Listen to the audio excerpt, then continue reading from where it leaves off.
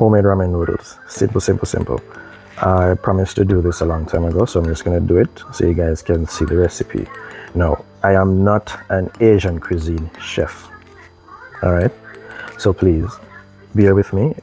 I follow the rules to a certain extent, and I do it my own way. And that's what I'm going to show you. If you want to know how to do it the authentic Chinese, Japanese, or any other Asian country way, I would recommend YouTube. They have 1,000,001 of them on there, and they have so many different techniques of how to do it. I'm just going to do it the simplest way, and you can still get a phenomenally tasting ramen noodle as opposed to using the regular one. Now, you can have others that are more fancy, but this is what I'm going to use just to show you how you can change this little thing into a phenomenal thing as opposed to just using a little packet inside it. All right, let's go. I have my assistant here. I hope he does well. I'm just gonna have him help me as I go along. Okay, so other than this, other than the top ramen or whatever we call it, soy sauce, definitely a must. Scallion, ginger, you cannot miss out on these.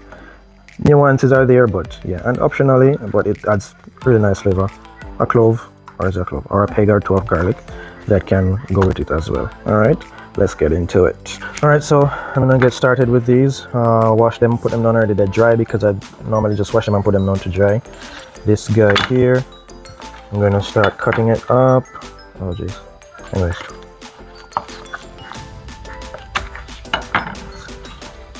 So here we go. I just cut these. It's a good way to cut stuff. You can learn how to do it just to I don't know what you call this, that Italian thing. You just do it, hold the vegetables. This way, your fingers don't get in the way of your cutting. You can go real fast once you learn. Your knife moves after your fingers are back in a safe position. Stop, cut. There you go.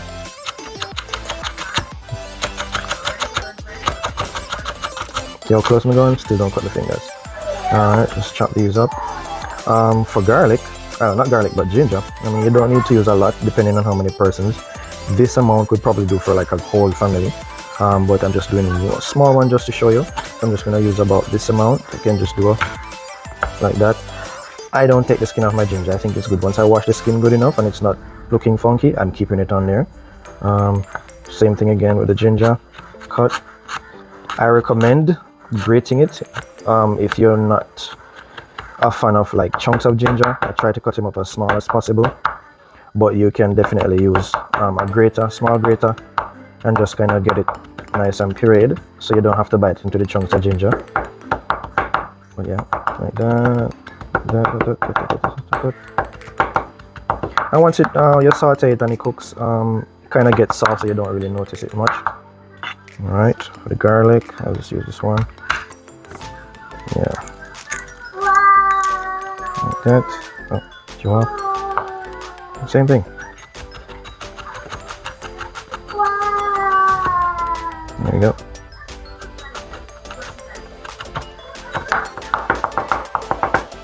Rough chop. Alright. Now we're going to saute this on the fire. Later on, definitely our soy sauce comes in because you cannot do this without soy sauce. You can also add a little bit of whatever seasoning you have, but mostly ginger, scallion, soy sauce, that is it. And of course this. And if you want to, you can use the thing in the packet here to give it a little bit more extra flavor if you're not confident with using all these. Alright, we'll see you in a bit. Alright, now we're here at our saucepan. Let me put some light in here. Much better, some light. So to the saucepan, I'm going to add a little bit of oil. Now my oil looks orange like this because it's a seasoned oil. I use a natto. Remember a natto from, well, I don't know if it's in Jamaica that much. It's probably there, but a natto, I use it in your natto, garlic, thyme from the garden, a little bit of dried basil, you know, and a little thing, pimento, you know, and some pepper. And I put a pepper in there, Scotch bonnet pepper. Just have them in there before the oil gets really hot. So they come to a little bit of a, instead of just burning as it goes in the oil, it just, you know, when you're very cool, bottle it up, it makes a phenomenal flavor. Hear that? Not a lot, maybe about, yeah, it's probably about 2 teaspoons of oil in there. And I'm going to add my chopped garlic, ginger, and my scallion. Alright, so I'm just going to add them in. There we go. Making a mess. Okay. You can clean up afterwards. Yep, in there.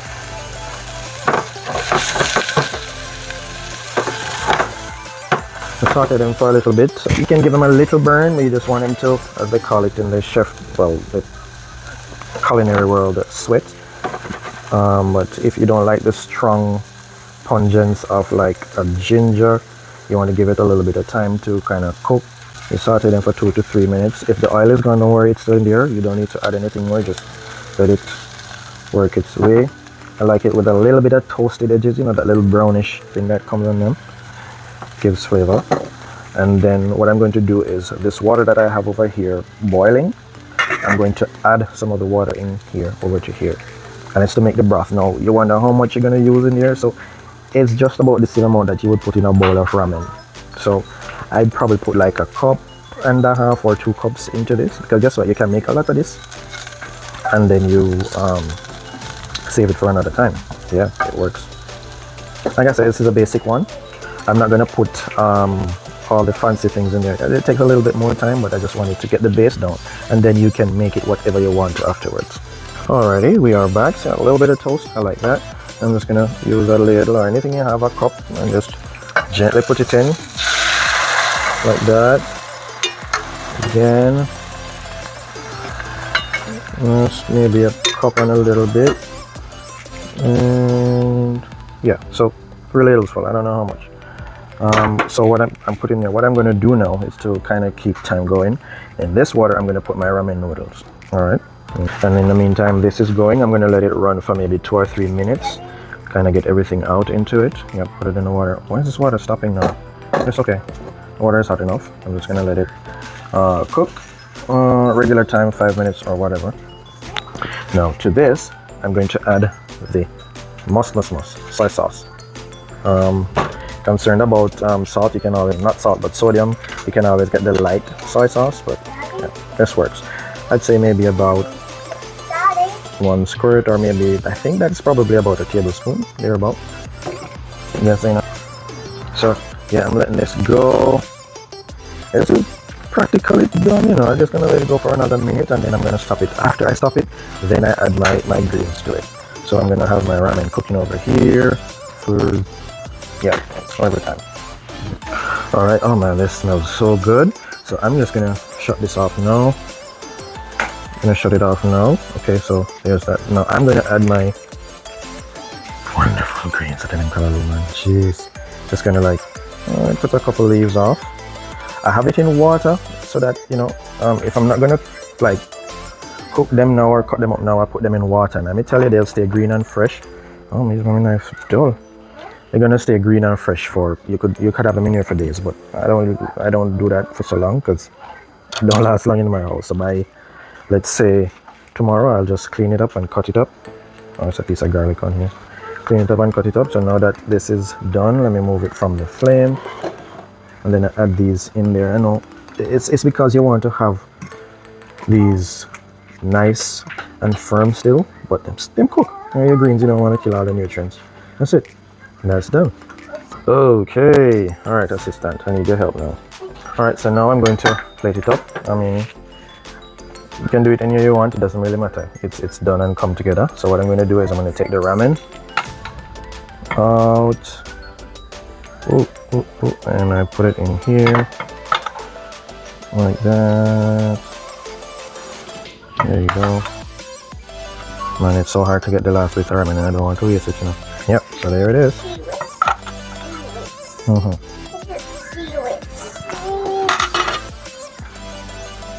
So there's that. Now, it's not a lot. Normally you'd use a spoon, but since it's just this, I am just going to pour it onto my ramen. Just like that. Oh. Okay. And I mean, look at that. Look at that. Yeah. This done. This is ramen noodles. I mean, all you had, scallion, ginger, little garlic, and some soy sauce, water, and whatever greens you have. You don't even have to put them in there. All the other fancy fandangos can come afterwards, but look at this. This is it, and I'm telling you, this tastes 100 times better than just using a packet. And you can add the packet to it. Just don't add a lot because then soy sauce has a lot of sodium, so you have to be careful. You know, so you don't mess up the taste and your pressure. But look, it's done. It's done. Man, is that thing when you have children. You know, all them nice fancy videos sometimes with it's just nice and there is no distractions around. This is real life. And that's why I do this the real way with the noise in the background, the kids everywhere. It's not always perfect, but I think this is what it is. Now, because I have some piece of fried chicken breast. Yeah. I would have put an egg in there too, but you know, we were on a budget. Tell me. Look at that. Look at that. That's just beautiful. That is beautiful. All right, give it a taste. Be careful, it's still hot. No, I know you are my son, but tell them how it tastes. It tastes really good. Is it better than the one you have in the packet, from the packet with the sauce? All right, there you go. Ramen Noodles. Wait, were you talking about the bulldog? It doesn't matter if it's a bulldog or whatever. I'm gonna post this for you guys to see it, and then I have another one with all the other complicated parts. But anyways, there you go. Thank you.